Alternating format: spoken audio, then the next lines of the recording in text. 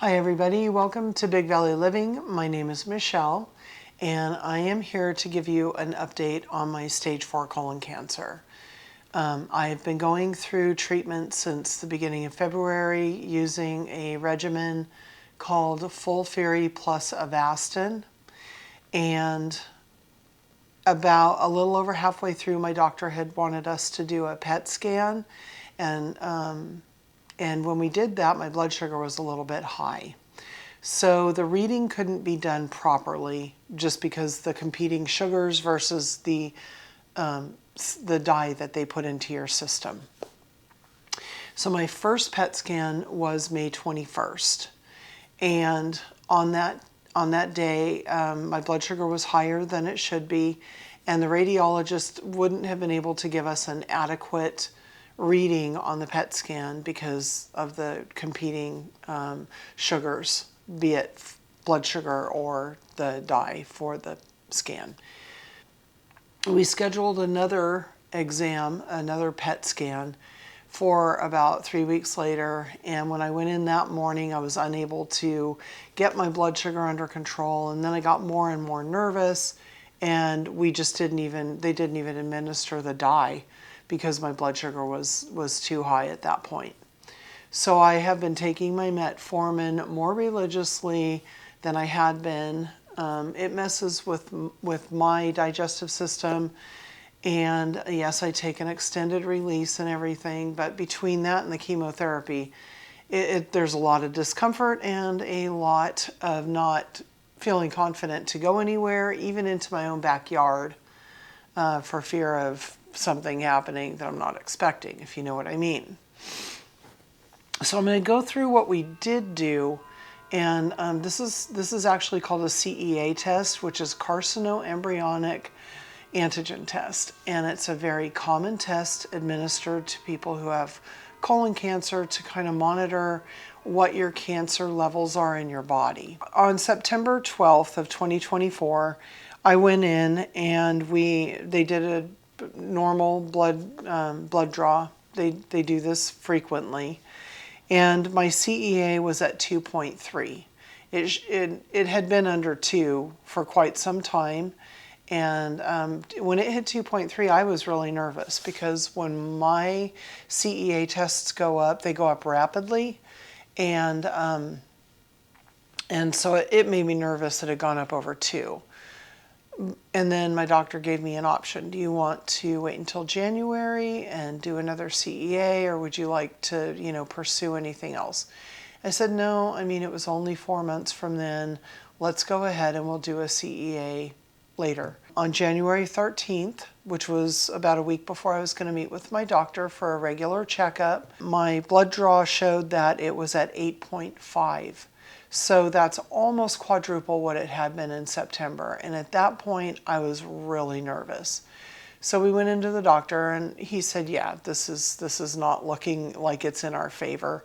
So we should talk about our options for treatment. I had previously gone through a treatment called FOLFOX plus Avastin, and that was pretty tough. That was very tough.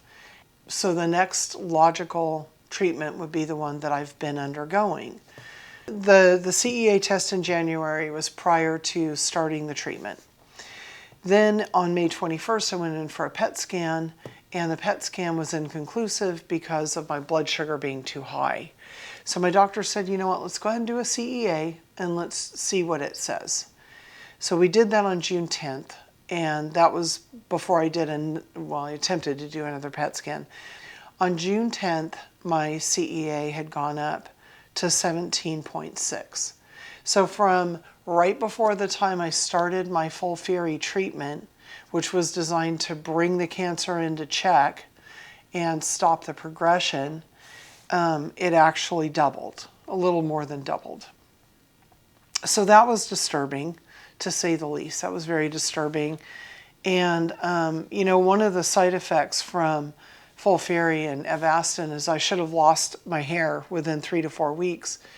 And kind of in a gesture of, just making a joke and trying to just not be too worried about it, I had said to my doctor at the last appointment, I still have all my hair, so either I am Superwoman or this treatment isn't working, because the side effects, while being very uncomfortable and very unpredictable at times, they were predictably unpredictable. So I knew when I would be able to go out and do things in normal life. I knew within a reasonable confidence that I would be able to spend time in the yard, on, like say from this day to that day between treatments, things like that.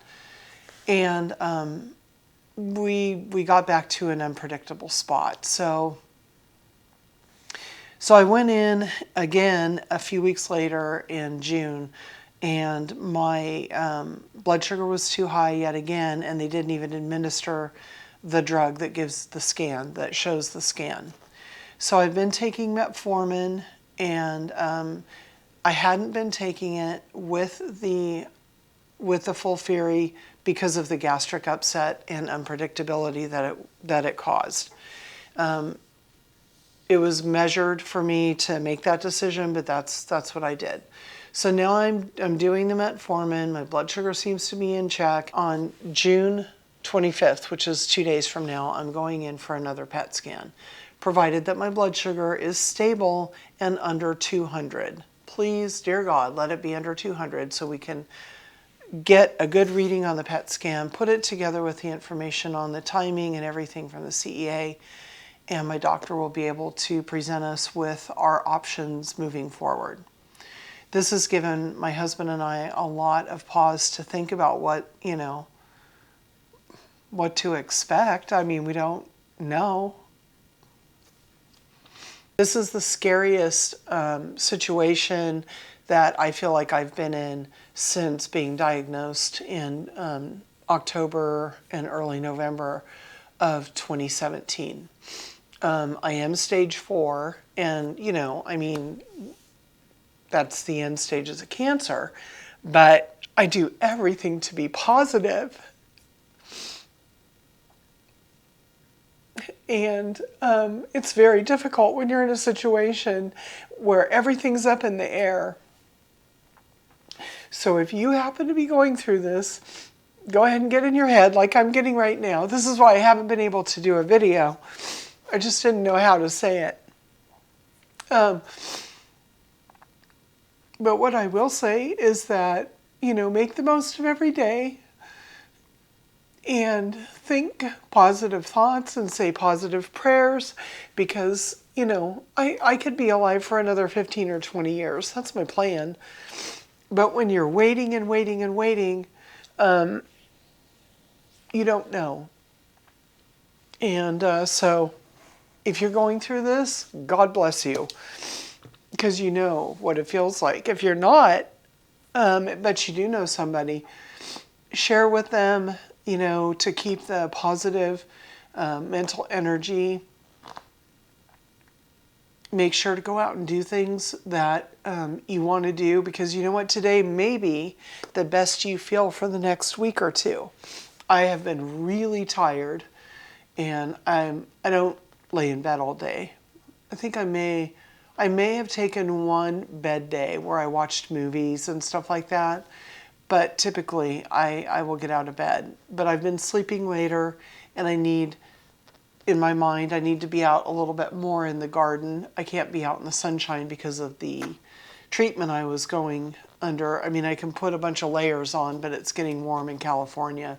So I tend to just do my gardening really, really early in the morning, which it's hard to get out of bed, or after the sun has gone down and there's a good amount of shade in the garden areas that we have. We continue to grow fresh berries and harvest them. Boysenberries, blackberries, blueberries, raspberries, strawberries. Strawberries in my green stock. So I've been eating a lot of fresh fruit that we know is being grown organically on our property. And if you have the ability to do that, I highly advise that you do that, whether you have cancer or don't have cancer. Berries are your friend. Also, I'd like to take this opportunity to share that if you or anyone you know has any bowel changes that aren't unusual to you, whether it's extreme constipation or the opposite, you have a strong sense of urgency to use the toilet, or if, like me, the frequency of needing to go to the bathroom and the unpredictability of it, coupled with the change in shape and color and frequency of stool, mine went from being normal poo, and I only went to the bathroom once a day, to me never knowing when I would have to go to the bathroom. I mean, I could put a bite of lettuce in my mouth, honest to God, and have to run to the bathroom. Or the shape of your stool being normal, you know, like the shape of, say, a Baby Ruth candy bar, going down to something smaller than your pinky and black. Those were the signs that I had, not the constipation, but the others. I also had mild nausea with that. I think everybody has different not side effects, but signs that there might be something wrong. So my message to you is, if any of your bowel habits change and they don't go away after a week or two, please make an appointment with your doctor and share with them what's going on, and just try and rule out the possibility of cancer. If you have a history of cancer in your family, let them know that you have that history. They typically don't give you an exam or a colonoscopy if you're under like 45 or close to 50 in the United States.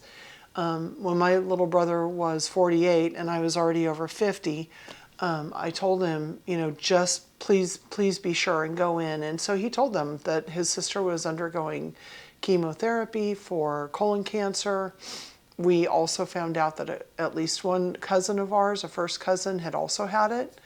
We didn't know that when she died because it hadn't been diagnosed at that point as colon cancer, but it was.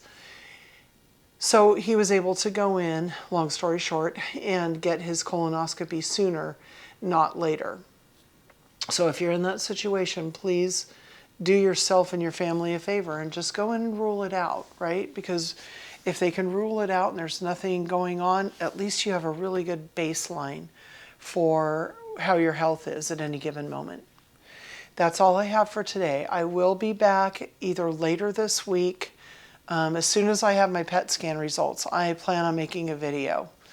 And then after I see my doctor and we know what our options are, I will do another video. I won't be doing any lives right now because honestly, it's too emotional for me to get on and do that. And so you'll see updates like this. And if I can motivate myself to get up to a pretty place in the foothills, I'll try and do that too, because it does make me feel good to go out and be in nature too. So I hope you all have a good day. Share this message with anyone who needs it, please. And I guess I'll see you later, everybody. Be kind.